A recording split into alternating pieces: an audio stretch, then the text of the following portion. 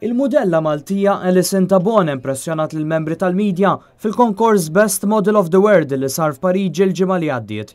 Magħżula minn membri tal-medja minn Franza u t-Turkija biex bekk ħadet l-onur ta' Best Press. Alison spikkat ukoll għaliex waħda mill-ilbies tagħha kienet rikla mill-isbaħ tat-teżori li għandha f'pajjiżna. Kienet l-aħjar esperjenza ta' ħajti. Kont burrija ħafna biex ntażilt biex nitla' nirrappreżenta l-Malta.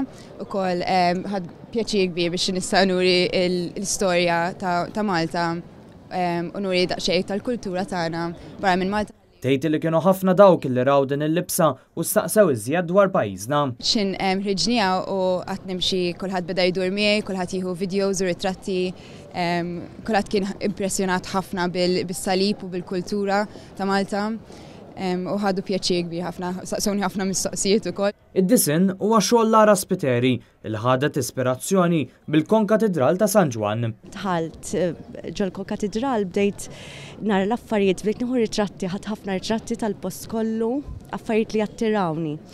Umbat mort id-dar u qatt naħseb fuq l-affarijiet dik ġbitni l-kuruna, ġbitni. Il-libsa fiha diversi simboli fosthom is-salib ta' Malta, l-anġli li qed ifakru r-rebħ tal-assedju l-kbir, kuruna u rix kif ukoll il-Belt Valletta fiċ-ċentru tal-libsa. Rajt affarijiet partikolari u pinġejthom kollha, tajthom u mbagħad applikajthom li hemm ukoll li pinġejta bidejja dak fuqha. Jiena lija da huwa mhux biżdon nara il-pjaċir, nieħu ħafna pjaċir impinġin u noħroġ il-kreattività tiegħi fuq xi ħaġa jekk imbagħad xi ħaġa li ħadd irrappreżenta l-Malta. Jiena li I'm very proud of my country, fimt, ġifieri I'm proud to show it off. Alison intażlet wara li f'pajjiżna rebħet il-konkors Best Model of the World Malta organizzat minn Vogue Model Management. Magħha f'Pariġi ħasem ukoll Malcolm Camilleri li rebaħ l-onur ta' Best Male Mediterranean.